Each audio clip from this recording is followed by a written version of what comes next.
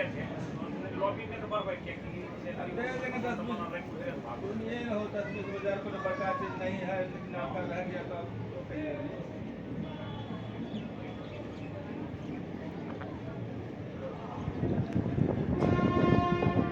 तो नहीं बोल रहा था।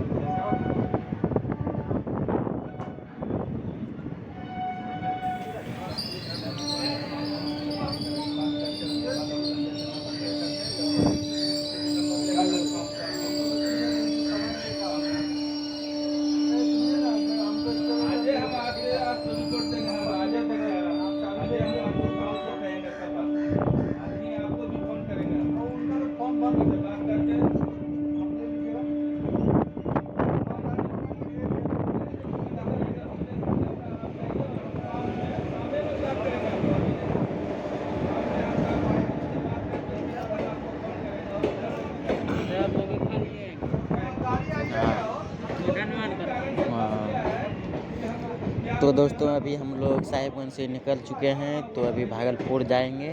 साहिबगंज से ये भागलपुर जाएंगे, हम लोग उतरेंगे अभी। तो अभी हम लोग यहाँ से निकल चुके हैं मीटिंग से। तो आप लोग देखिए यहाँ का कुछ लोकेशन किस तरह का